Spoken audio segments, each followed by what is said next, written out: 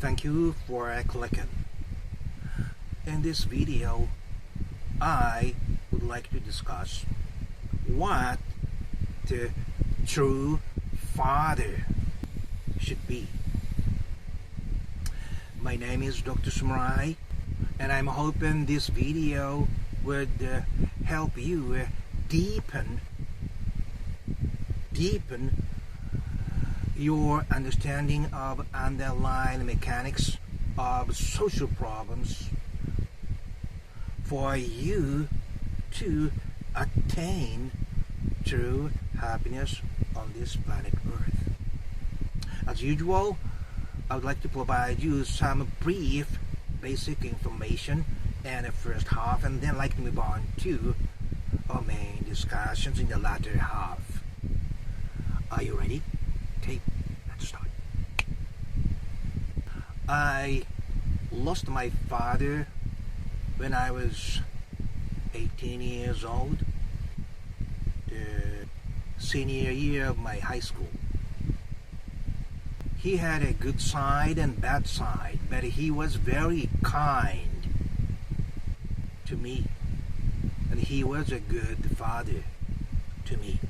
I still remember he liked hunting, mainly birds, which I emotionally detest today.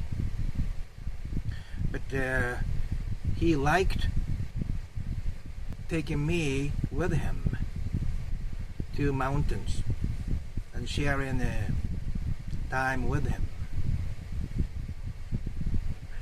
And I think looking back, I told you I dived from a 4th floor building and miraculously survived, right? Considering that, I think I had, and maybe I still have, Adhd. When my father took me to hunting,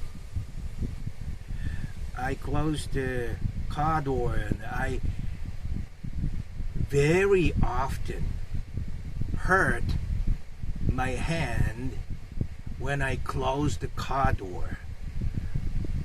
I somehow left my hand in between the car body and the door. It was excruciating pain, and my dad at the time, with a new dog who was not still trained, there was a high possibility that he could run away because he was a new dog. But he ignored the dog and took care of me. And I think the dog disappeared, maybe. It happened not only once, but at least several times. So I think I'm,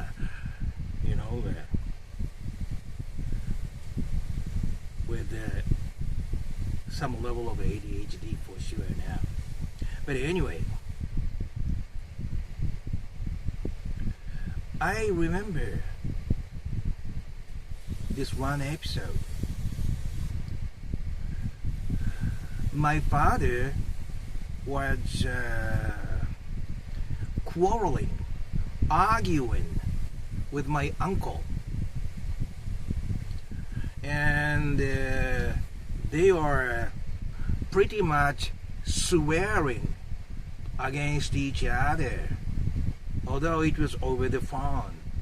And being my dad's boy, I wanted to show I stand by his side, and I go like, he's a son of a bitch, and next time when I see him, I'm gonna say this and do that and things like that. And what do you think my dad said to me?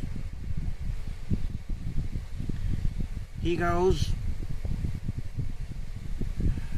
you don't say things like that to your uncle because he is your uncle and he is nice to you. You see what I'm talking about? Oh, by the way, if you like this kind of story, please click that green and yellow small logo. That'll bring you good luck. Anyway, I was stunned in a good sense. Oh, this is what the real adult man does. Even in the middle of the fight, he still cares about my uncle. You know? And my father was kind of physically quick, and he was powerful in his generation. So he often had conflicts with other people because he was kind of short-tempered and he knows he is strong, right? But on the other hand, when we go out together, we pass other people coming from the other side. He goes like, hey, how are you doing? And put some kind words to the strangers. That also stunned me in a positive way. Wow, this is what the adult does. And I guess unconsciously I was thinking to want to be a guy like him, though I'm not sure I became one or not. Did I? But anyway, that's what the adults should be, regardless of the countries, regardless of the races, regardless of the ethnicities.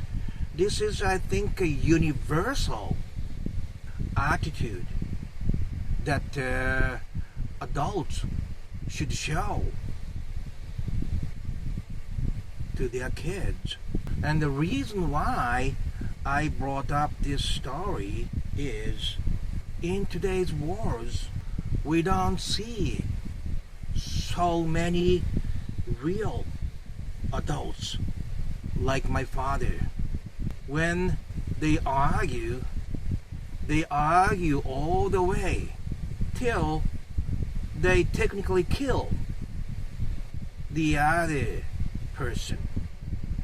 I'm specifically talking about the politicians and the presidents. They swear, and that's it. And if it is necessary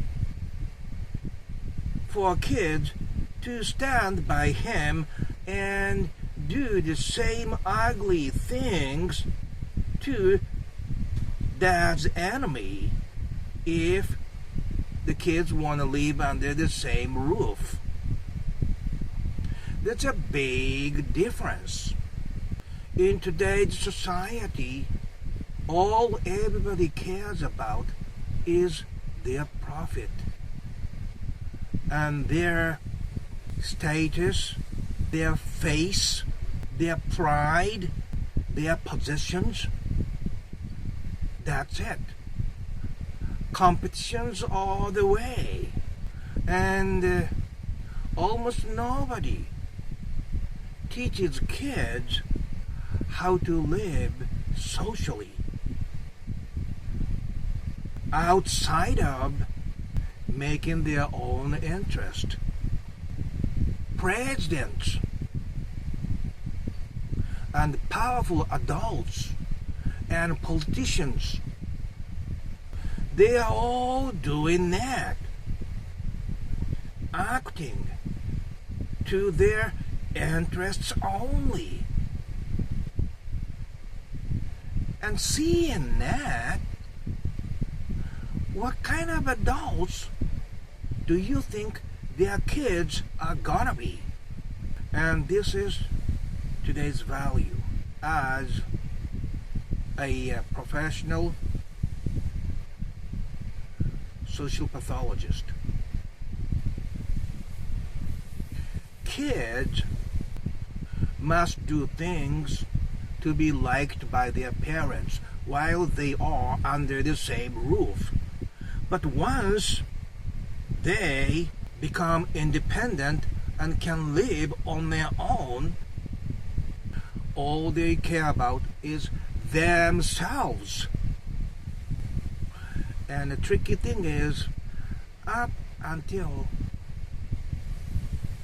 late 40s or so, they might be still under the spell of their parents. But when you hit close to 50s, that's the time people start to see and look back their own life and think how to live rest of their lives. And that's the time they truly understand they were fooled and sometimes betrayed by their parents. Because you know why? Pursuing self-interests only can never make you satisfied. Pursuing your happiness only will never bring you to the true happiness on this planet Earth. In my mind, nature and God are the same. And God made us that way. Supreme happiness always comes to the person who is working for bigger things than him or herself, larger causes than herself or himself, other people than himself or herself. Remember that. This is an iron rule. If you really want to be happy, truly happy, first you must achieve self-contentment, being self-contained, meaning you can live on your own. You can live happily on your own without hurting or invading others. That's the very basic condition. And condition 2 is do things not to yourself but to others, including nature, other living beings, other human beings, or meaningful causes, which are all larger than yourself. Without understanding this irony that you can never become truly happy by pursuing your own happiness only is the very key to attain true happiness on this planet Earth. And if I add one more thing, there are many people who become depressed when they get older. Not all of them, but substantial number of people who are more materially rich. They often get depression, and part of the reason is because you cannot keep getting the same excitement until you die, because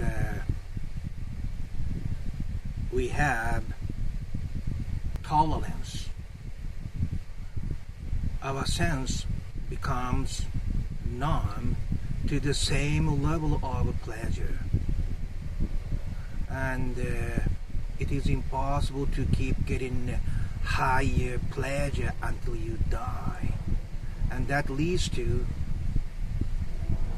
decreasing dopamine level, which leads to depression. The pleasure of working for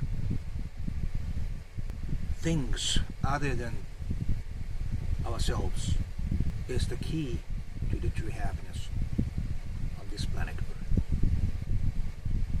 If you like this kind of deep discussions, please click that red Dr. Sumoe logos, and also the playlist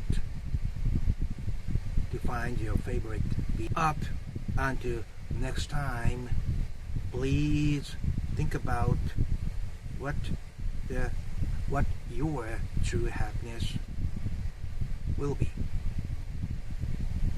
Wherever you are, my friend, on this same small miracle planet Earth, at the miraculously same time. Okay, bye-bye now.